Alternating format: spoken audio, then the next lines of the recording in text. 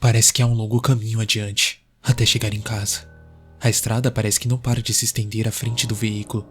A luz do farol do carro brilha através dos ramos das altas árvores verdes, e de vez em quando, ofensivamente refletindo a luz em seus olhos. O ambiente estava cheio de árvores verdes profundas, formando uma floresta em torno da estrada. O único som era do motor do carro, um som tranquilo que deixava um sentimento sereno. Embora o passeio parecia estar indo bem, os dois passageiros estavam com um pouco de medo. A mulher de meia idade atrás do volante tinha um cabelo curto e castanho que combinava perfeitamente com seu rosto. Ela usava uma camisa verde de gola no formato V e uma calça masculina. Brincos de diamantes decorados em cada uma de suas orelhas, que estavam bem discretos por causa do seu corte de cabelo que os cobriam. Ela tinha os olhos profundamente verdes da mesma intensidade da sua camisa, e a iluminação parecia torná-los mais visíveis. Embora ela estivesse sempre sorrindo, sua expressão facial era sombria e triste. De vez em quando ela olha pelo espelho retrovisor para certificar-se se seu filho está no banco de trás. Ele estava parcialmente debruçado sobre seus próprios braços e sua cabeça encostada contra a janela fria. O menino não tinha uma aparência normal. Qualquer um à primeira vista poderia notar que ele tem algo suavemente errado. Seu cabelo castanho bagunçado para todos os lados, a sua pele pálida, quase cinza, muito diferente de sua mãe. Seus olhos eram escuros e ele usava uma camisa longa e branca que o hospital onde ele estava forneceu para ele. A roupa que ele estava usando antes estava muito rasgada e com várias manchas de sangue. Essa roupa realmente não poderia ser mais usada. No lado direito do seu rosto é possível ver alguns cortes justamente à divisão das suas sobrancelhas. Seu braço direito estava enfaixado do pulso ao ombro devido a estilhaços de vidros que atingiu seu braço. Seus ferimentos pareciam ser dolorosos, quando na verdade ele não conseguia sentir nada. Ele nunca pôde sentir nada. Esse é apenas uma das glórias sobre ele. Quando pequeno, ele sofreu de uma rara doença que levou a ser completamente insensível diante à dor. Ele nunca sequer chorou com algum machucado. Ele poderia ter perdido um braço, e mesmo assim, ele não sentiria nada. Pode até parecer legal, mas devido a isso, ele sofria transtorno psicológico. Ele recebeu vários apelidos insultantes em um curto espaço de tempo quando ele frequentava o primário. Antes dele ser transferido para um centro de tratamento devido à sua síndrome de Tourette, que levava ele a ter um tique nervoso, de maneiras que ele não podia controlar. Ele iria acabar quebrando o seu próprio pescoço se continuasse se contorcendo incontrolavelmente com esses tiques nervosos. As crianças o provocavam chamando ele de Tique Toby, zombando dos seus espasmos exagerados. Então, ele também começou a ter aulas particulares. Era muito difícil para ele estar com um ambiente de aprendizagem normal com crianças o perturbando. Toby olhou fixamente para fora da janela do carro. Seu rosto estava inexpressivo. Toby Rogers era o nome do menino. A última vez que Toby lembra de se ter andado de carro foi quando aconteceu um acidente horrível. Ele não se lembra de muita coisa. Inconscientemente, as mesmas cenas se repetiam na sua mente antes de desmaiar outra vez. Toby tinha sido sortudo, enquanto sua irmã, ela não teve tanta sorte. Quando ele começou a pensar em sua irmã mais velha e que ele não podia voltar o tempo para ajudá-la, seus olhos começaram a lacrimejar. As memórias horríveis repetiam em sua mente. As memórias dele abrindo seus olhos devido a sua irmã gritando de dor, o seu corpo meio esmagado pelo carro. Toby estava pressionado contra o airbag do carro e sua testa perfura dos cacos de vidro e suas pernas e quadris imóveis. Esta foi a última coisa que ele se lembra da sua irmã mais velha querida. O caminho para casa continuou parecendo durar uma eternidade. A viagem estava demorando porque sua mãe estava fazendo um caminho diferente para evitar passar na estrada onde aconteceu aquele acidente. Finalmente, o carro chegou no bairro da sua casa, e ambos estavam mais do que prontos para sair do carro e voltar para sua própria casa. Era um bairro mais antigo, com casinhas pitorescas, todas próximas uma das outras. O carro passou em frente de uma casa azul com vidros e janelas brancas. Ambos rapidamente reconheceram o veículo velho que estava estacionado na frente daquela casa. Também reconheceram o homem que estava parado na porta. Toby sentiu raiva e frustração automática ao reconhecer o seu pai. Seu pai que não estava nos momentos que ele mais precisava. A sua mãe estacionou o carro na garagem ao lado da casa, ela desligou o motor e se preparava para sair do carro e enfrentar o marido. Por que ele está aqui? Toby disse calmamente enquanto olhava para sua mãe, que chegou a abrir a porta do carro. Ele é seu pai, Toby. Ele está aqui porque quer te ver. Sua mãe respondeu com uma voz monótona. Por que ele quer me ver? Por que ele não foi me ver no hospital? Por que ele não foi ver a minha irmã Lyra antes de morrer? Toby estreitou os olhos para fora da janela. Ele estava bêbado naquela noite, querido. Ele não podia dirigir. Ah, sim. Ele sempre está bêbado. Toby abriu a porta antes da sua mãe e saiu cambaleando na calçada. Toby entrou na casa ignorando seu pai, que estava de cabeça baixa. Seu pai estava com uma expressão triste, se sentindo culpado com o que aconteceu. Ele abriu os braços esperando um abraço da sua esposa, mas ela também o ignorou, passando reto para dentro da casa, apoiando seu filho para que ele pudesse caminhar sem cambalear. Connie? O marido começou a dizer com uma voz rouca. Eu não ganho nenhum abraço de boas-vindas, né? Ela ignorou as palavras desagradáveis do seu marido e continuou caminhando com seu filho apoiado em seus braços. Ei, ele já tem 16 anos. Ele já sabe andar sozinho, disse o pai seguindo eles para dentro de casa. Ele tem 17 anos, disse sua esposa Connie. Toby, por que não vai para seu quarto descansar um pouco? Quando o jantar estiver pronto, eu levo para você. Não, eu já tenho 16 anos e eu posso sozinho, mãe, disse Toby sarcasticamente, olhando revoltado para o seu pai. Ele subiu as escadas para o seu quarto, onde ele bateu a porta com violência. Seu pequeno quarto não tinha muita coisa nele, apenas uma pequena cama, uma cômoda, uma janela nas paredes, que tinha algumas fotos emolduradas da sua família, antes que seu pai se tornasse alcoólatra e começasse a agir com violência para o resto da sua casa. Toby se lembrou de quando ele estava discutindo com a sua mãe e ele agarrou ela pelos cabelos e empurrou para o chão, enquanto a sua irmã Lyra tentou segurá-lo. Ele também empurrou ela, fazendo-a bater com as costas para o canto do balcão da cozinha. Toby nunca poderia perdoá-lo pelo que fez com a sua mãe e sua irmã. Nunca. Toby estava perto da janela e olhando para a rua. Ele podia jurar que ele via alguns vultos no canto do olho, mas também pensava que era coisa da sua cabeça, depois de ter tomado várias medicações há pouco tempo. Sua mãe o chamou para descer e jantar. Toby desceu as escadas rapidamente e sentou à mesa, bem em frente ao seu pai. Do seu lado esquerdo, a sua mãe estava sentada, e do lado direito, uma cadeira vazia, a qual antes era de Lyra. A comida estava servida na mesa, um maravilhoso banquete, mas Toby se recusou a comer. Ele apenas observava seu pai com um olhar vazio. Ele também encarava Toby e desviava seu olhar para o seu prato, que ele ao menos tocou. Então, ele se retirou da mesa e voltou para o quarto. Toby deitou-se à sua cama e puxou as cobertas sobre a cabeça e olhou para a janela. Ele estava cansado, mas de maneira alguma ele conseguia dormir. Ele não podia, não havia muito o que pensar. Ele não sabia se deveria fazer como sua mãe e perdoar por suas ações ou continuar guardando rancor com seu ódio fervente. Foi aí que ele ouviu o som da porta sendo aberta. Sua mãe caminhou para a cama dele e sentou-se ao lado onde ele estava deitado. Ela estendeu a mão e esfregou em suas costas. Olha, eu sei que é difícil, Toby, mas confie em mim. Eu te entendo, mas eu prometo que tudo vai melhorar, disse ela com a voz baixa. Quando ele vai embora? Toby disse com um tom inocente e sua voz trêmula. Connie abaixou a cabeça e respondeu. Eu não sei, querido. Ele vai ficar conosco. Até quando eu não sei. Toby não respondeu. Ele apenas continuou a olhar para frente, para a parede, segurando seu braço danificado perto do seu peito. Depois de alguns minutos de silêncio, sua mãe suspirou, inclinou-se para dar um beijo no seu rosto e se levantou. Enquanto fechava a porta, ela disse: Boa noite, querido. As horas passavam lentamente, e Toby não conseguia parar de se mexer e revirar pela cama. Toda vez que ele estava pegando no sono, ele ouvia o barulho de pneus, o grito de sua irmã, e ele incontrolavelmente se contorcia na cama de agonia. Então, ele jogou para fora da cama as cobertas e virou seu rosto para baixo contra o travesseiro. Ele sentia seu peito se enchendo com a força que seu diafragma fazia enquanto ele chorava. Ele ouviu seu próprio choro. Ele pressionou ainda mais o seu rosto enquanto gritava, lamentando tudo o que estava acontecendo. E após alguns segundos, ele jogou o travesseiro para fora da cama, também, e sentou-se curvado, segurando a cabeça com lágrimas escorrendo de seus olhos. Ele não conseguia parar de chorar. Ele tentou se acalmar, mas ele não conseguia parar de tremer, se lamentar e choramingar. Então, ele se levantou caminhando para a janela do seu quarto, respirando fundo, tentando se acalmar. Ele esfregou os olhos e olhou para os altos pinheiros em frente. De repente, ele parou de chorar, quando ele viu algo que estava sob um poste na luz da rua. Ele ouviu um zumbido nos ouvidos e não conseguia desviar o olhar. A figura estava ao lado do poste.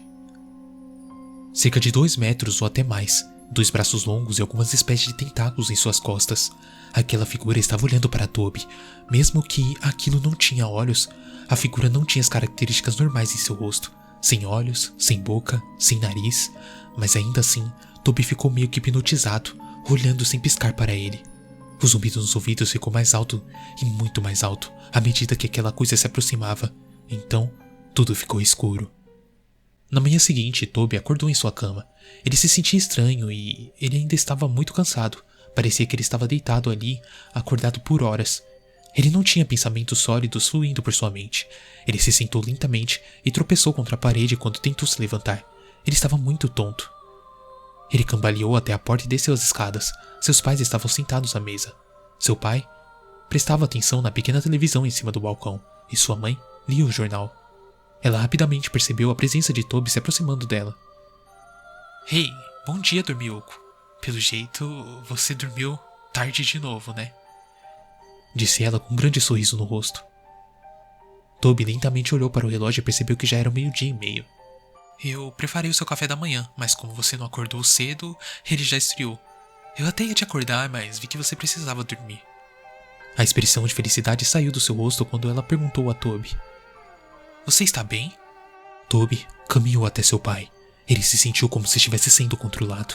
Ele não tinha controle sobre as suas ações. Ele só conseguia olhar, enquanto seu corpo agia involuntariamente. Ele abriu os braços como se fosse abraçar seu pai, mas seu pai ergueu as mãos empurrando ele contra a parede. Não toque em mim, menino, ele disse. A sua mãe se levantou e gritou. Não encoste no meu filho, sai dessa casa. A última coisa que precisamos é de você aqui por perto. Vai embora! O pai dele saiu, mas voltou mais tarde naquele dia, e como se nada tivesse acontecido. Os dias se passaram e as coisas continuaram da mesma forma. Connie passava a maior parte do seu tempo limpando a casa, e seu grosseiro marido só resmungava por tudo.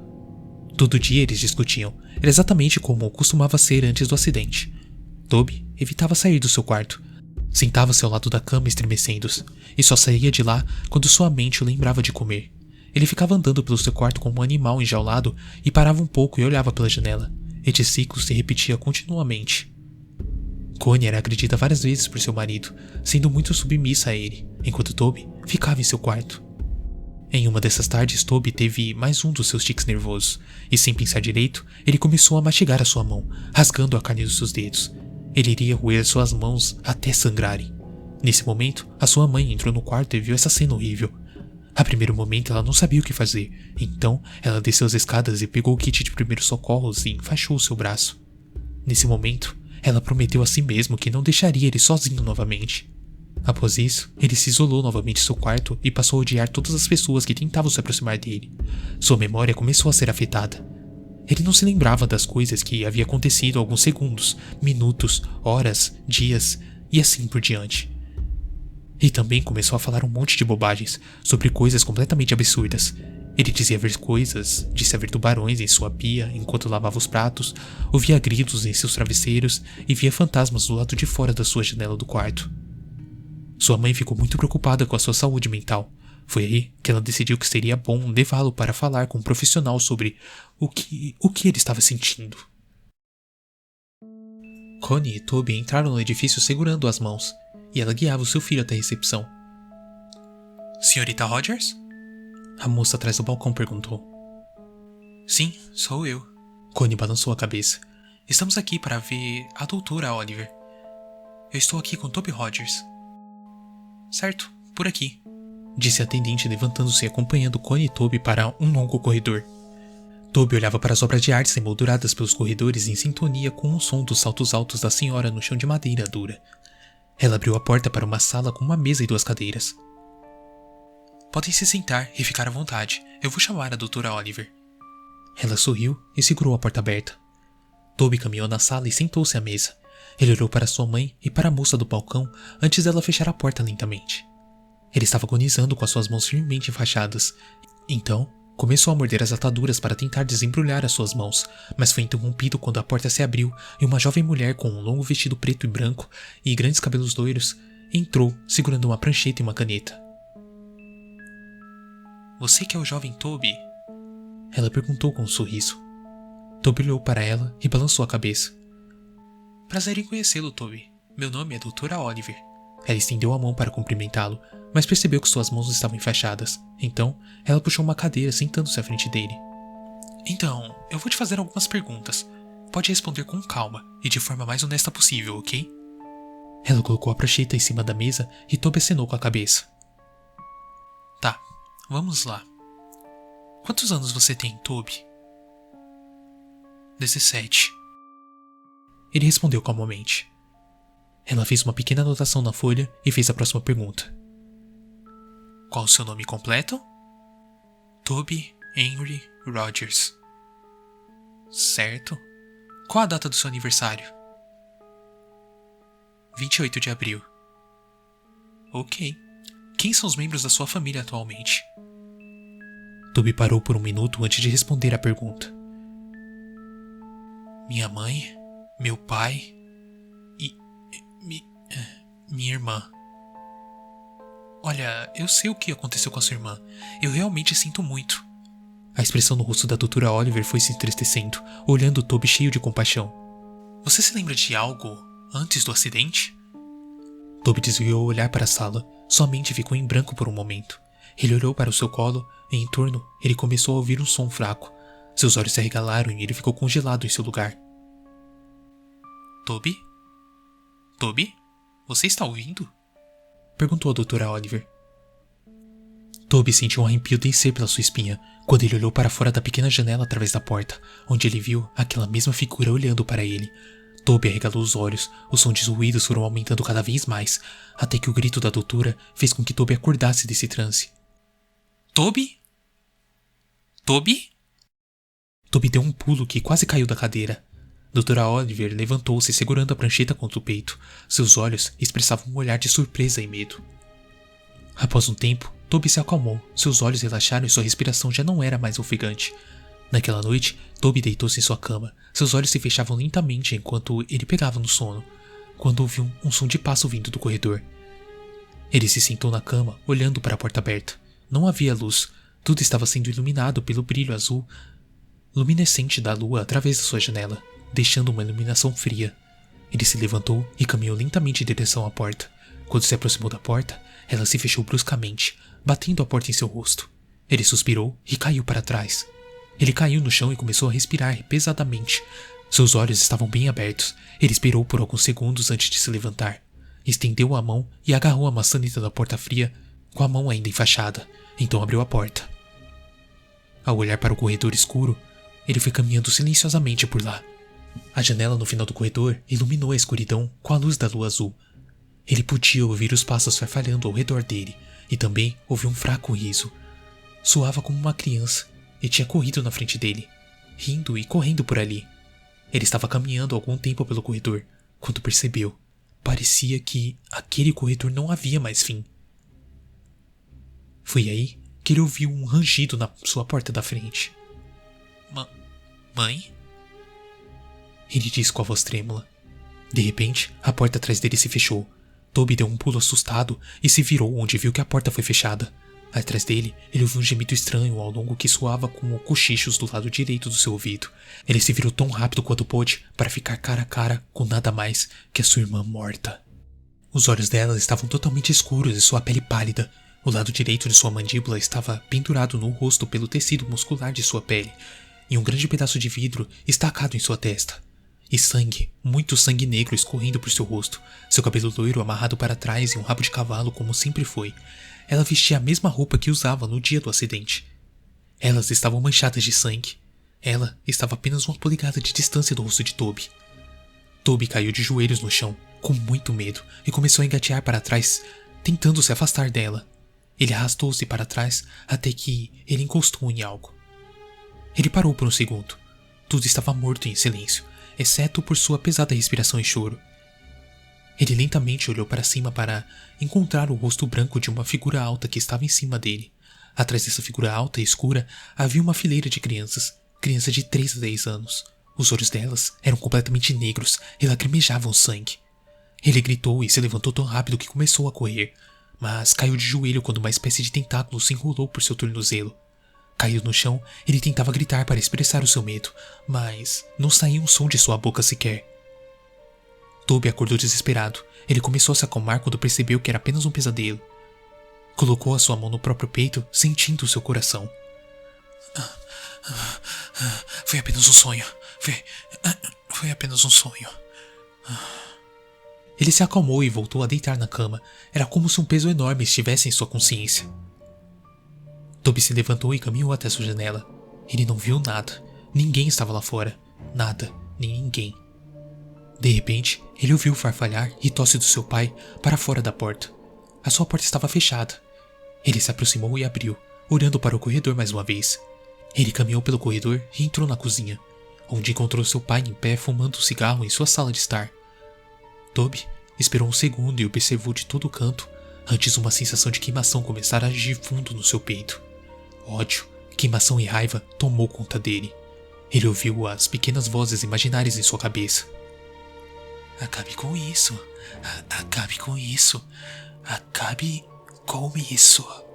Ele se virou e segurou os seus braços. Ele sentiu como se ele realmente tinha o controle sobre si mesmo.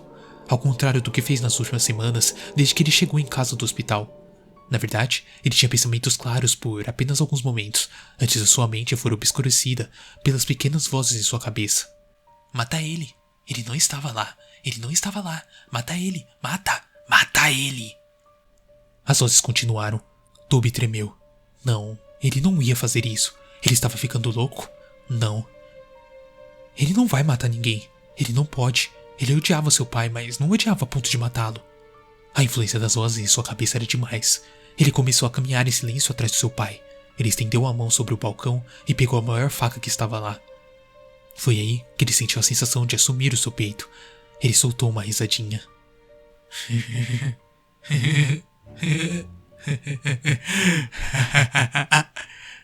Ele começou a rir tanto que chamou a atenção do seu pai. Ele se virou abruptamente antes de sentir uma força bruta empurrando para o chão. Ele grunhiu quando ele foi nocauteado. O quê? Ele olhou para o menino que estava em cima dele, agarrando a faca da cozinha na mão. Toby, o que você está fazendo? Toby foi agarrar o seu pescoço, mas seu pai estendeu a mão, bloqueando a mão, agarrando ele pelo pulso. O olhar nos olhos de Toby não era sensato. Era como se um demônio tinha tomado controle sobre ele. Ele gritou de volta e tentou dar uma facada no peito do seu pai, mas novamente foi bloqueado. Seu pai tentava tirá-lo de cima dele, mas Toby expôs seus pés na frente dele e conseguiu um duro golpe direto para o seu rosto. Seu pai recuou e puxou seus braços para longe para algemar o seu rosto. Mas Toby voltou-se e dirigiu a faca diretamente em seu ombro. Seu pai soltou um grande grito e saiu para puxar a faca.